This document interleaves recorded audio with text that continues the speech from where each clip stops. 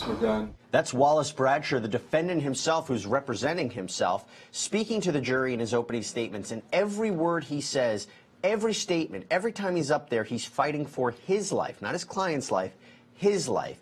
He faces multiple charges in connection with this scheme to hire another district attorney's wife for a no-show job. And if convicted of the multiple counts that he faces, he could face up to 18 years in prison. Let's talk a little bit more about it, though, with forensic death investigator from Jacksonville State University, Joseph Scott Morgan, and just a great overall guest on the program. Joseph, it's great to see you. Good to be here, Jess. Now, I could start off because usually your expertise is autopsies. I could say, look, if Bradsher were to murder Craig Blitzer in this, how might he do it? But let's stay away from that, and let's talk more about something a little bit different. I can't help but think in this case, especially when you see a district attorney who's representing himself cross-examining his friend, his co-conspirator, Craig Blitzer, that we saw in the past 3 days, you have to think about their prior relationship here and what is unfolding between the two, and that the tension in the courtroom is so palpable. Yeah, it's an interesting dynamic, isn't it? And one of the things that you struggle with, I've been involved in investigations of colleagues and peripheral colleagues, over the course of my career, and it really tests your mettle as a practitioner when you move forward. And for those that are out in the audience, if you've never been into a courtroom environment, and larger, a courthouse environment, these are little communities within here, and so I can imagine that it's ripping this place in two.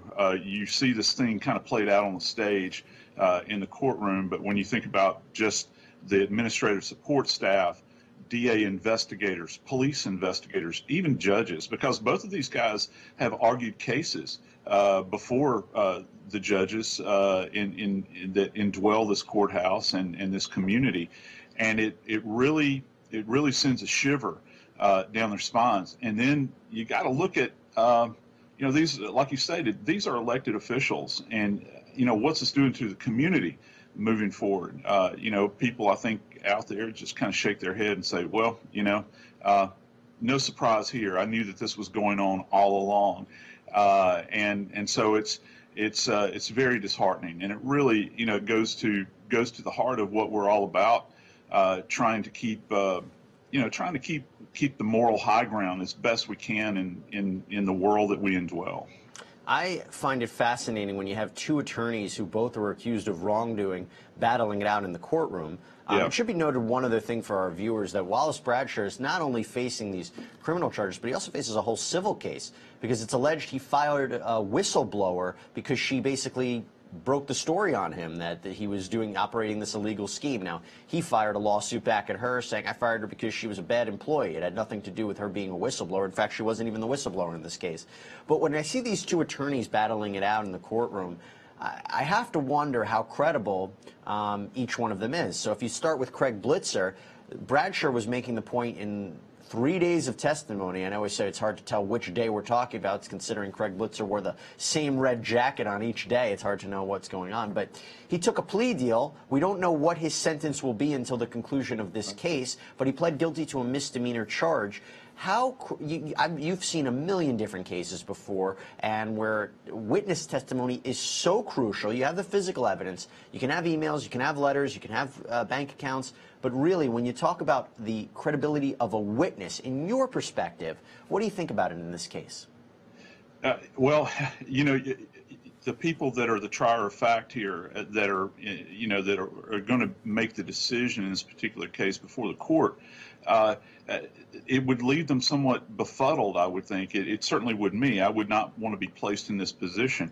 Plus, you've got two guys going head to head that are essentially pros at what they do. This is a dance that goes on within here. So you've got a dance within a dance, if you will. Again, I refer back to our audience. If you've never had to sit in the witness box, it's intimidating. It's very intimidating. And then that's what always amazed me about attorneys, trial attorneys in particular, because there's so many moving parts. The slightest little gesture, the slightest little comment can imply things, and so it is a dance. It's a very delicate dance, and so that's why many of us that are, say, expert witnesses and this sort of thing, we don't fully understand the big picture many times when the cases are brought to bear. So this dynamic is very interesting, and so how are these people going to separate reality from surreality, everybody's perception here. And that goes to a big part of this, because he's saying, it's very delicate. These things were talked about either before or after the election. I'm here just for the kids. I just wanted to clean up the community. He's trying to tug at people's heartstrings. We saw that just a moment ago. So he is fighting for his life. And how do you kind of peel this back layer by layer by layer over these days? And that's what we're trying to understand, and we're trying to understand for our viewers as well who might have missed the opening statement. Where is Wallace Bradsher coming from? So we're going to continue playing his his opening statement, and it's important because, yes, he starts talking about why he became an elected official, how successful he was as a DA, but then he starts going into, hey, listen, I tried to follow the rules here, and I tried to do what was right, so don't blame me. I'm not guilty of any of these crimes. Let's play some of that testimony right now. Excuse me, some of that opening statement right now.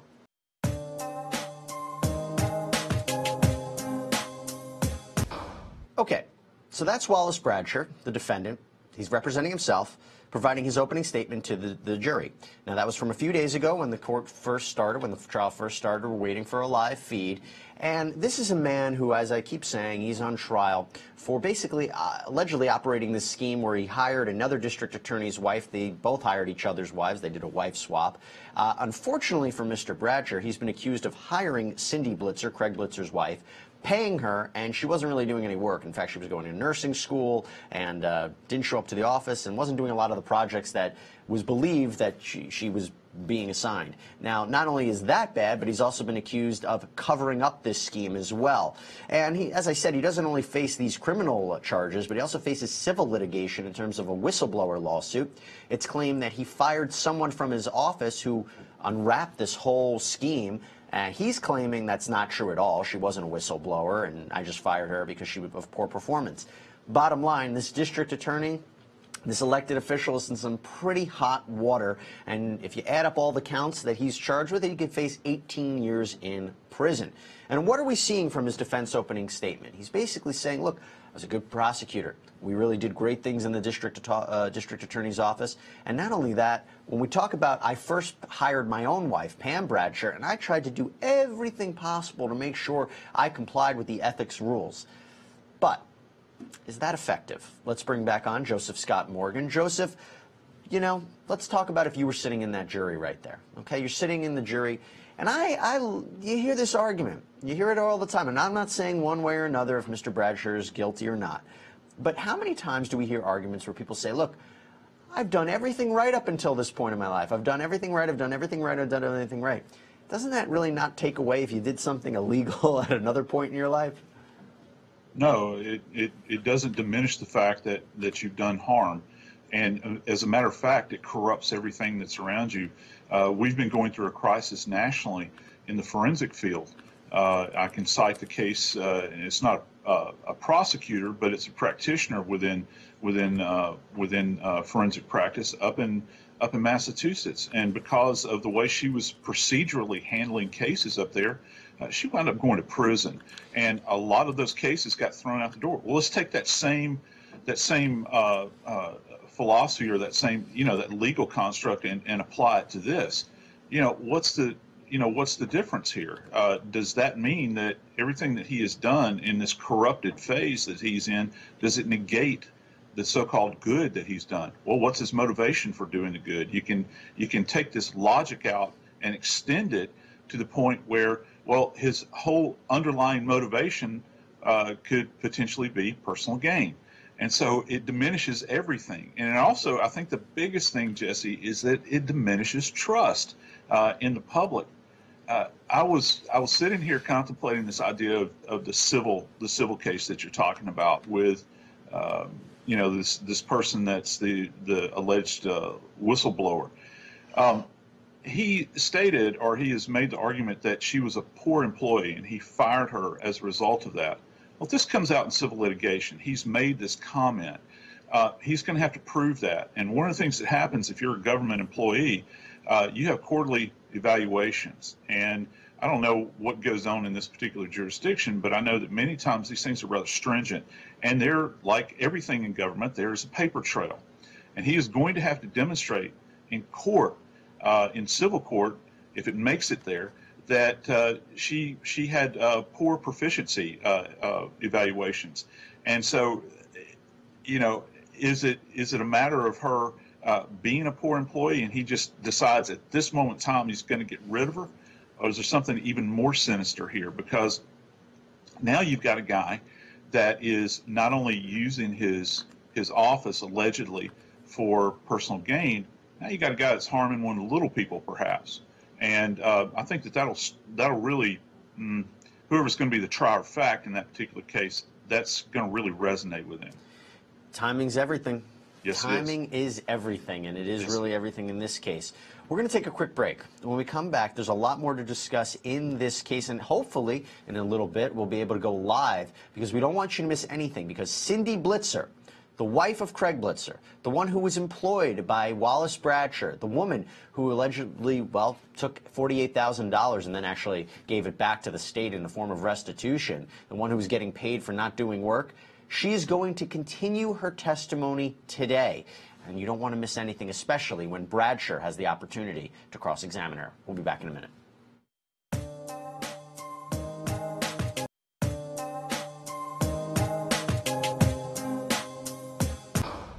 Okay, so that was some of the defense's opening statement in the Wallace Bradsher case. Actually, let me rephrase. That was the defendant himself, his opening statement, because he's representing himself.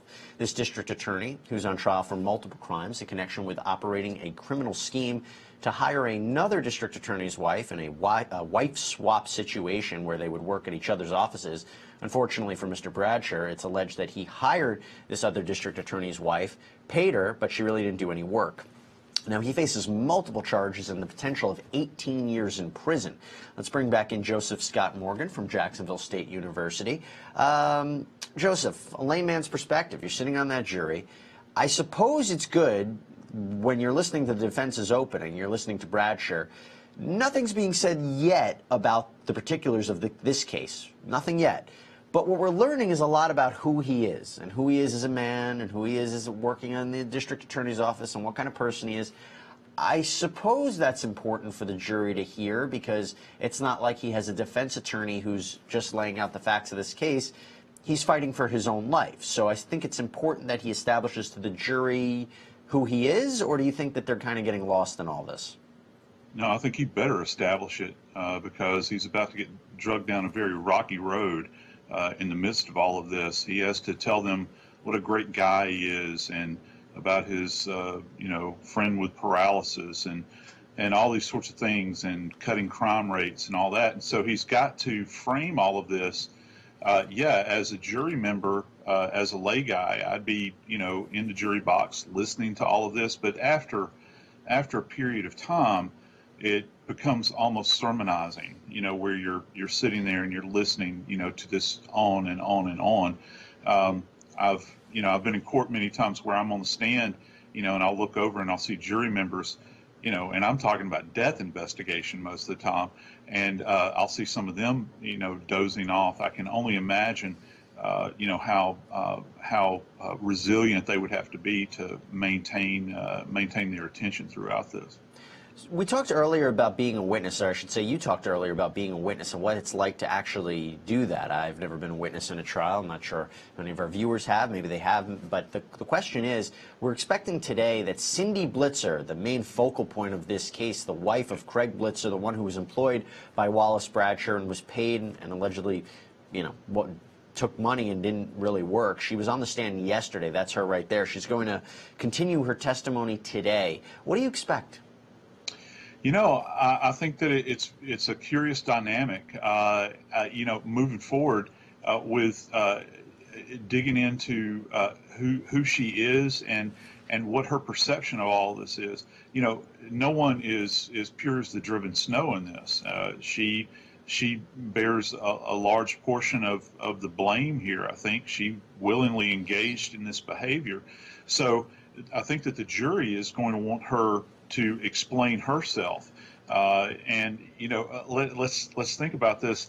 One of the ideas here is this idea of conspiracy. How many parties are involved in this thing?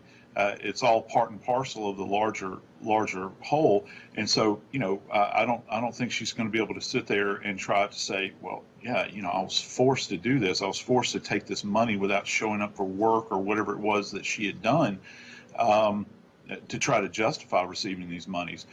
So the jury's going to want her to explain this to them, and they're going to. She needs to present herself as a sympathetic witness, I think. Yep. Easier said than done, considering she is the focal point of this entire case and the entire investigation. We are waiting for the live feed in that courtroom, and we will not wait. As soon as we have it, we'll jump into that courtroom because we don't want you to miss any of the testimony of Cindy Blitzer.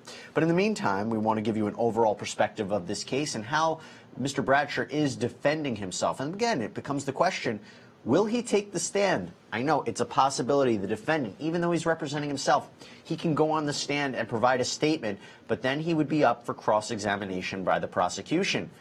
Maybe it'll happen. This case is bizarre from many different ways. Wouldn't be surprised to see that. So here's what we're going to do. We still want everybody to understand where he's coming from and what his statement would ultimately be. So let's play you some more of his opening statement at the beginning of this case. It's like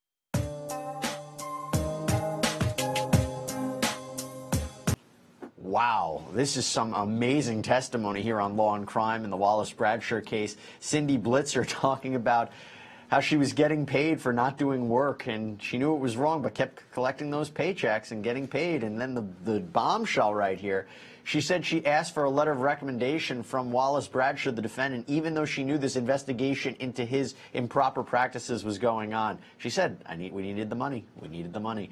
I want to say so long right now to my guest, Joseph Scott Morgan. Thank you so much for coming on, Joseph. Hey, thanks, Jesse. All right, we're going back into the courtroom. We don't want you to miss anything in this really bizarre case out of North Carolina.